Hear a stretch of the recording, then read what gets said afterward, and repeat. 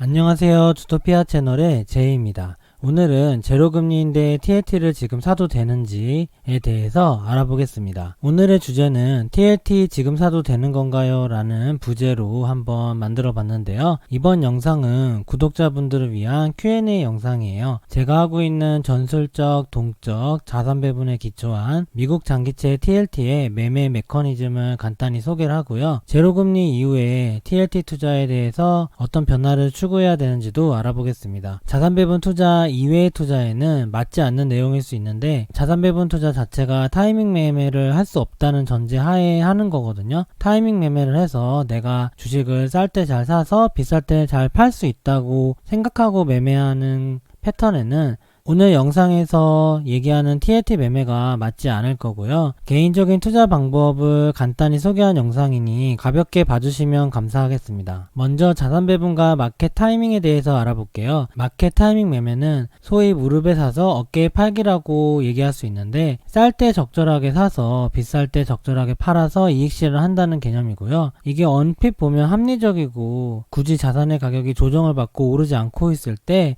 사는 것보다 상승을 하는 걸 어느 정도 확인해서 무릎에서 사서 상승이 많이 된 다음에 극도의 버블이 되기 전에 어깨에서 팔고 나오면 되지 않을까, 아니면 꼭대기를 찍고 한번 하락을 한 다음에 단기 반등을 살짝 할 때 오른쪽 어깨에서 팔면 되지 않을까 하는 생각인데, 현실적으로 가능하지가 않습니다. 불가능이라고 보고요. 이게 불가능인 거를 알 수 있는 방법은 간단한 예시만 들어도 알 수 있어요. 올해 초에 코로나가 터지기 전에 올해 장이 하락할 거라고 예상했던 사람이 있었을까요? 2020년 초에는 주식의 전망이 더 좋았었고 올해 장이 상승할 거라는 의견이 굉장히 많았어요. 하락하더라도 2021년이나 2년에 하락할 거다, 2020년은 상승할 거다, 이게 올해 초에 전반적인 시장 뷰였고요. 근데 그런 뷰를 아랑곳하지 않고 2월 달부터 코로나 팬데믹에 들어가서 3월에 급격한 하락을 보여줬죠. 그 다음에 지금까지 주식이 굉장히 많이 올라서 일부 종목은 뭐 3배에서 4배까지 오른 것도 있는 상황인데, 그러면 코로나 직후를 한번 살펴볼게요. 3월 달에 나스닥이 30% 빠지고 코스피가 1300포인트가 갔을 때, 지금처럼 코스피가 한 번도 쉬지 않고 전고점까지 반등한 걸 예상한 사람과, 그리고 나스닥이 전고점을 뚫어버리고 새로운 전고점을 세우고 있는 걸 예측한 사람이 과연 얼마나 있었을까요? 아무도 예측을 못했다고 봐도 과언이 아닐 것 같아요. 그때만 해도 V자 반등은 정말 허무맹랑한 소리로만 들렸죠. 오히려 3월에 FOMC에서 미 연준이 제로금리 선언하면서 FRB의 제롬 파월 연준 의장이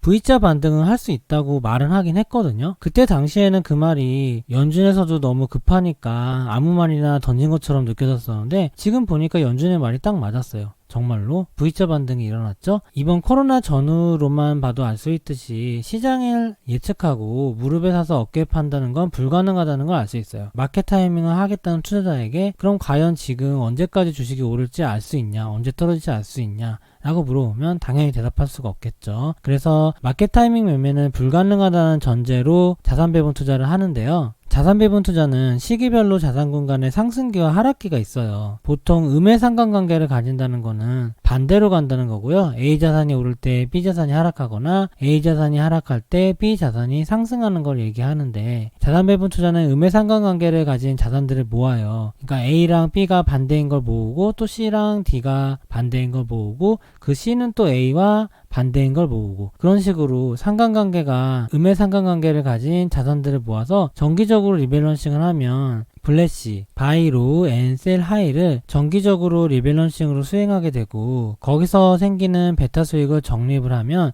자산 배분 투자에 연간 수익이 생기는 구조예요. 그래서 자산 배분 투자를 할 때는 마켓 타이밍으로 어떤 자산이 떨어질 거니까 사지 말고 어떤 자산이 오를 거니까 사고, 이렇게 매매하는 게 아니고, 떨어질 때도 그 자산을 사서 쌀 때 자산을 많이 모아놓고 오를 때는 그 자산을 조금씩 팔아서 조금씩 이익 실현하고, 그거를 무한히 반복하는 구조라 보시면 돼요. 그래서 자산 배분 투자에서는 어떤 자산이 떨어지거나 오르지 못하거나 하는 거는 신경 쓸 필요가 없는 건데, 오히려 떨어질수록 다음에 상승기에서 더 비싸게 팔 수 있다고 생각하고 모으면 되는 거죠. 근데 자산 배분 투자할 때 상관관계가 변할 수 있기 때문에 자산군 간의 상관관계가 어떻게 변하는지 정도는 추적을 하는 게 좋아요. 원래는 A와 B가 음의 상관관계로 편입을 했는데 실제로는 음의 상관관계가 약하다면 자산배분 투자의 어떤 전략적인 구성이 잘 맞지 않는 거니까 상관관계 조사는 정기적으로 하는 게 좋다고 생각을 하고요. 자산배분 투자 시 TLT의 역할에 대해서 알아볼게요. 여기서 TLT는 미국 장기채랑 같은 표현으로 써서 칭을 할게요.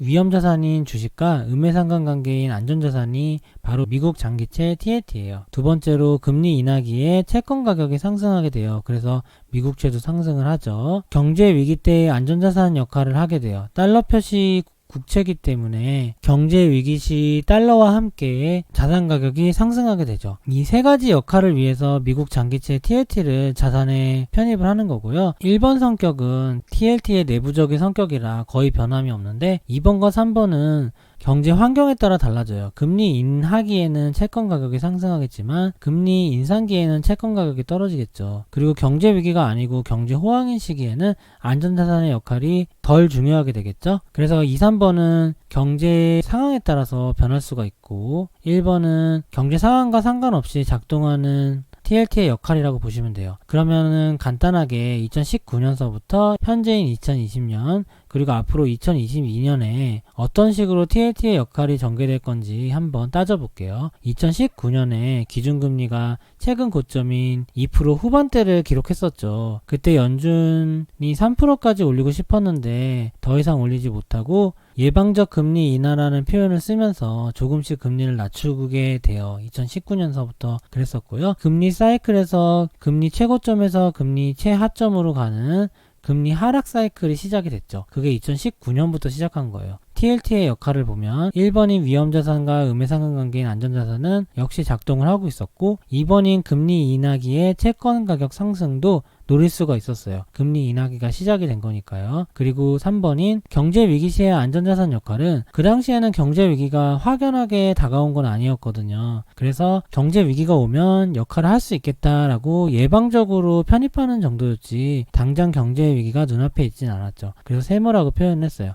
2019년도만 해도 TLT를 투자하기에 정말 좋은 시기였죠. 역설적으로 이때 TLT는 최근 가격 중에서 가장 낮은 저점을 기록하고 있었어요. 보통 자산배분 투자를 하면 어떤 자산군 간의 저점과 고점의 사이클에서 저점에 모은 자산이 다음 고점 사이클로 가서 수익을 내는 구조이기 때문에 2019년에 산 TLT가 지금 2020년에 수익이 난 구조가 되는 거죠. 현재 2020년 9월 코로나 팬데믹 정점 이후 제로금리 상황으로 V자 반등을 한 현재 위치에서의 TLT의 역할을 한번 볼게요. 1번인 위험자산과 반대인 안전자산은 마찬가지로 작동을 하죠. 2번인 금리 인하기의 채권 가격 상승은 제가 세모라 쳤는데 이제는 금리가 더 내려갈 수가 없어요. 그래서 금리 인하에 따른 TLT의 가격 상승은 기대할 수가 없는 상황이죠. 하지만 금리 인상기가 바로 시작된 것도 아니에요. 지난 2009년 바로 전 제로금리 시절인 금융위기 이후 2009년부터 2014년의 제로금리는 무려 5년간이나 지속이 됐었어요. 지금 연준이 포워드 가이던스에서 2022년까지는 제로금리를 하겠다고 했죠. 그리고 이번에 잭슨홀 미팅에서 물가가 올라도 기준금리를 바로 올리지 않겠다는 언급을 하면서 기준금리를 장기간 제로금리로 할 수 있는 토대를 마련을 해놨거든요. 당연히 제로금리가 당분간 이어질 거예요. 그래서 지금 현재 기준에서는 TLT의 채권 가격이 무조건 하락하기보다는 오르지도 않고 떨어지지도 않는데 뭐 미미하게 하락을 한다든지 그런 식으로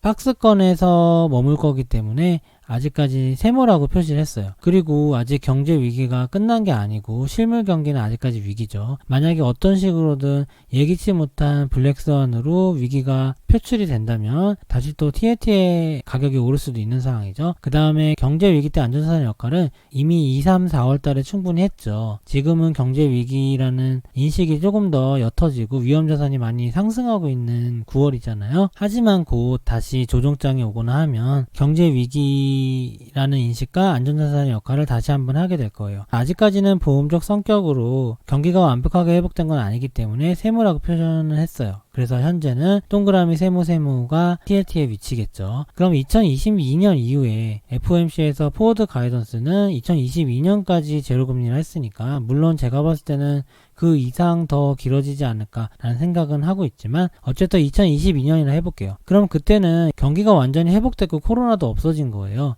그리고 물가는 계속 상승하고 실업률도 정상화가 되고 경기는 활성화가 되는 거죠. 그러면 연준이 기준금리를 올릴 수밖에 없고요. 금리 인상기가 본격적으로 시작이 되는 거고 다음 버블이 될 때까지 금리는 지속적으로 올라갈 거고 경기도 계속해서 호황을 맞이할 거예요. 그때 시기에 TLT의 역할을 따져볼게요. 1번 역할은 마찬가지로 똑같이 작동을 해요. 그리고 2번 제로금리가 끝나고 금리 인상기가 되면 TLT의 가격은 추세적으로 하락할 수밖에 없어요. 그래서 제가 X라고 표현했고요. 그 다음에 경제위기에 안전자산 역할을 하는 게 물론 가끔 가다가 조정장에 TLT가 역할을 할 수 있지만 어쨌든 대세는 경기 호황이기 때문에 경제 위기가 올라오면 아직 멀었죠. 그래서 이 역할도 희미해질 거예요. 지금은 노란색인 안전자산의 역할은 충분히 하겠지만 가격은 보합일 거고 경제 위기 때 필요가 할 수 있는 상황이지만 앞으로 2년에서 5년 사이에는 TLT의 역할이 많이 축소되고 음해상한관계의 역할만 수행을 하게 되겠죠. 그래서 주식과 채권의 전술적 자산 배분을 저는 하고 있는데 코스트라니 달걀 모형과 미국 연준의 기준금리 위치와 방향을 참고해서 주식과 채권을 전술적으로 자산 배분을 하는데요. 이 그래프에서 세로축은 기준금리를 얘기하는데 기준금리 저점과 기준금리 고점을 바탕으로 해서 시계 방향으로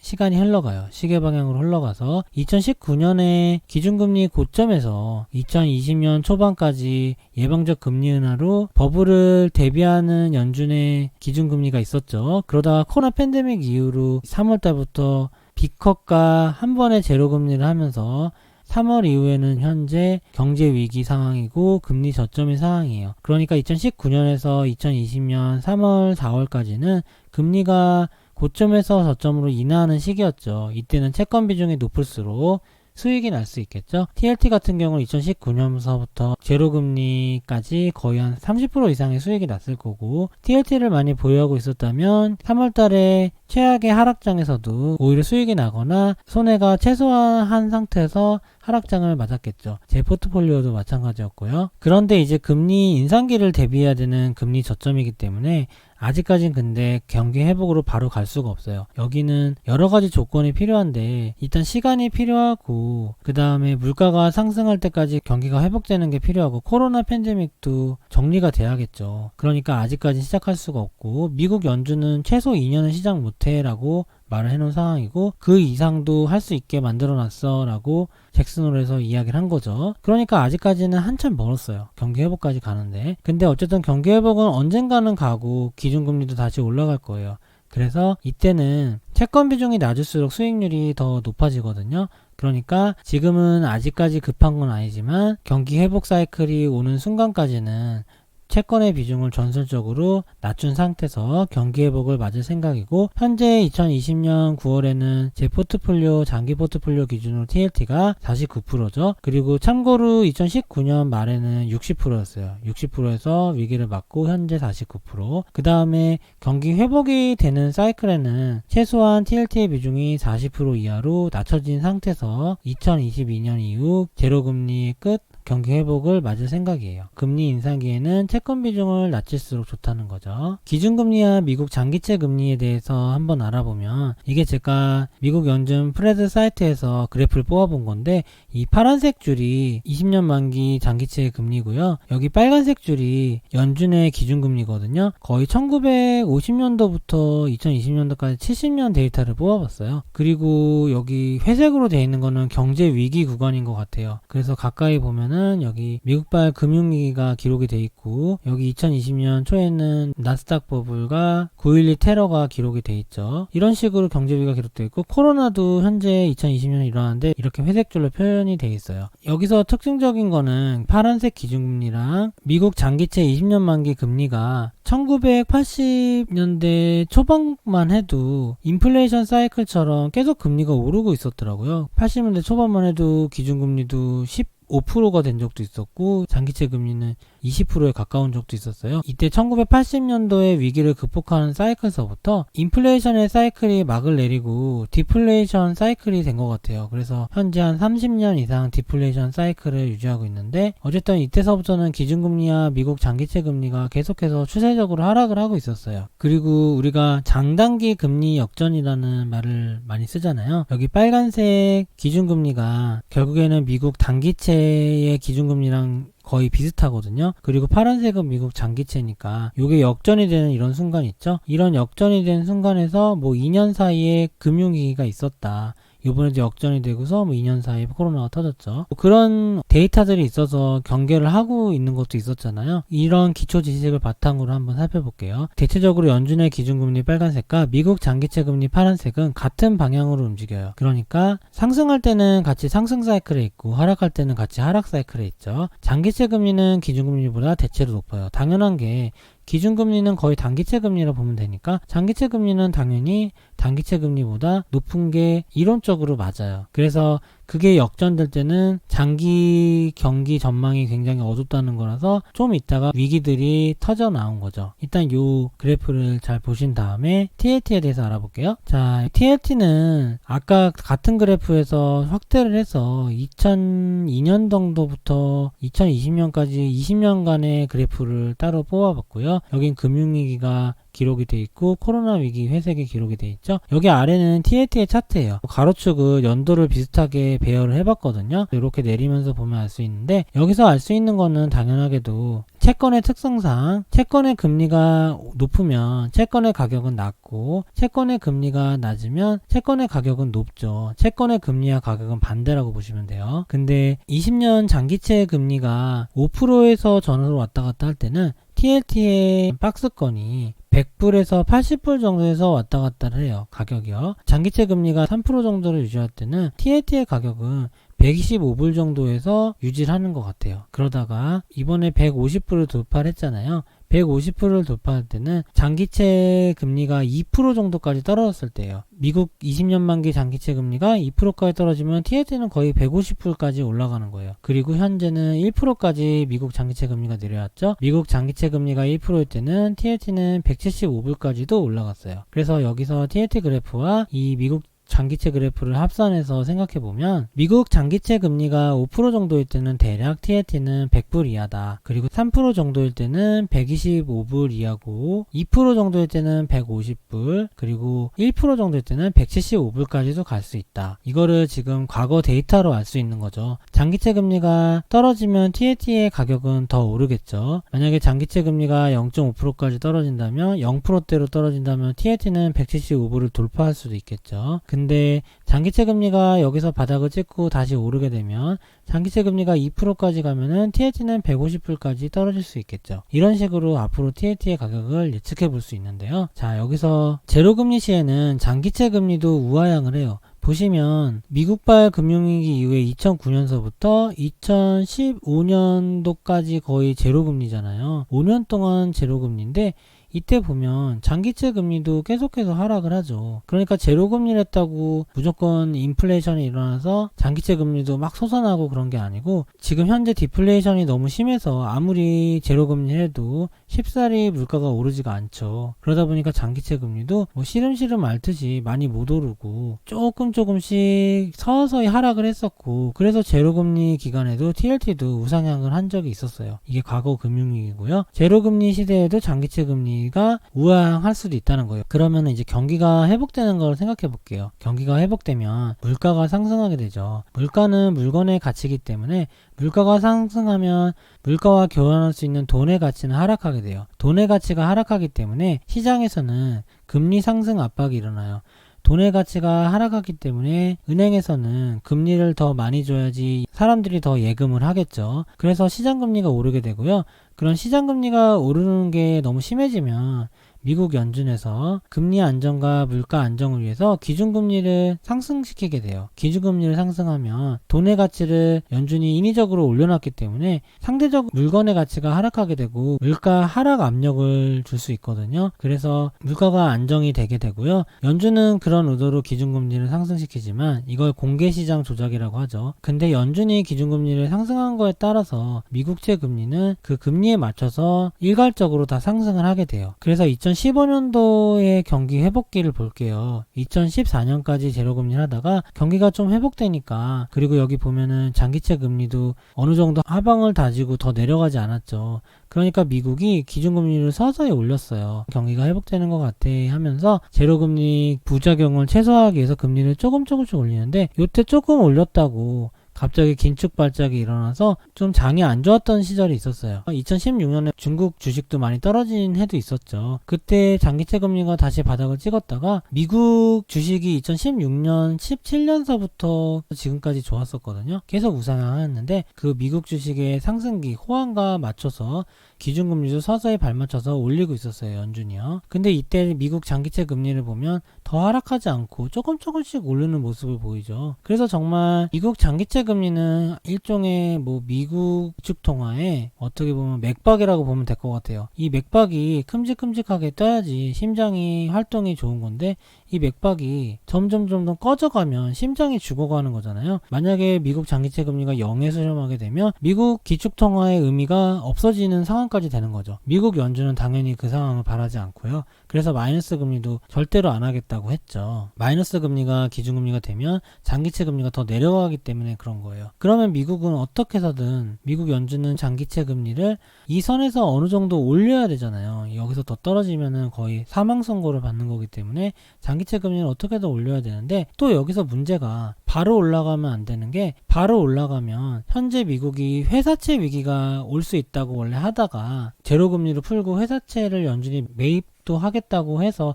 겨우겨우 진정을 시킨 상황이거든요. 회사채 위기가 만약에 오면 미국에 좋았던 기업들의 시장이 큰 혼란과 조정이 올 수 있어요. 그래서 연준은 회사채 금리를 올리지 않고 미국의 회사들이 빚으로 망하지 않게 버텨주게 하는 걸 원하는데 그래야지 미국발 위기가 안 오니까요. 예전에 금융위기는 미국의 부동산발 금융위기고 이번에 새로 닥칠 위기는 미국의 회사채발 위기가 될 것이라는 전망이 굉장히 많았었거든요. 그래서 연준은 그걸 항상 경계를 하고 있어요. 근데 만에 하나 장기채 금리가 빨리 오르게 되면 회사채 금리도 영향을 주고 빨리 오르게 되고 그러면은 미국 연준 입장에서는 미국발 경제 위기까지 걱정해야 되는 상황까지 가게 돼요. 그거는 연준이 바라는 게 아니고요. 그러니까 회사채 금리가 오르는 거에 회사들이 큰 영향을 받지 않고 망하지 않을 때까지 경기가 회복이 먼저 돼야겠죠. 경기가 다시 회복이 많이 돼서 회사들의 체력이 튼튼해지고 회사채 금리와 상관없이 금리가 좀 올라도 빚을 갚을 수 있는 상황이 되면 연준은 그때서야 서서히 기준금리와 장기채 금리를 올려줄 생각을 하겠죠. 그래서 연준은 지금 현재 두 가지 원하는 게 있어요. 첫 번째로 원하는 거는 가장 크게 원하는 건데 미국 기축통화의 어떤 생명줄 있잖아요. 장기채 금리를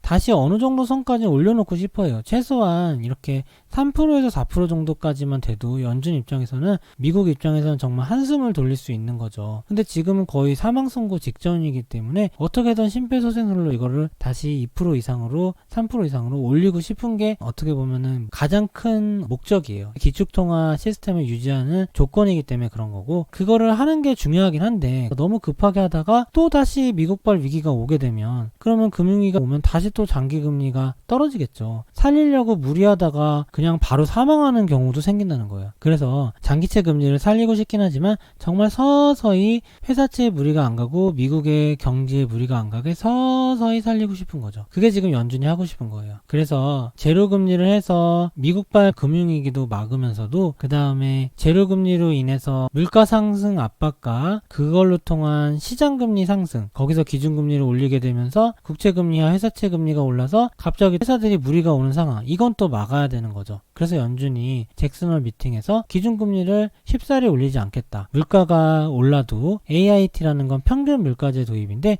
옛날에는 물가가 좀만 오르면 2% 근처만 가면 바로 선제적으로 금리 인상을 했는데 지금은 물가가 2% 이상 오르더라도 기준금리는 계속해서 제로금리 유지할 거다. 이렇게 잭슨홀 미팅에서 이야기를 했죠. 이게 어떻게 보면은 연준이 30-40년 동안 가지고 있었던 물가에 대한 어떤 태도를 바꾼 거기 때문에 굉장히 큰 전환점이라고 이야기를 하고요. 이게 어떻게 보면은 30-40년 동안 미국의 장기채 금리와 기준금리가 계속해서 하락하고 있었잖아요. 이 큰 추세를 변동시켜야 되거나 이 큰 흐름을 막아내야 되는 위치이기 때문에 연준이 태도를 전환하게 된 거죠.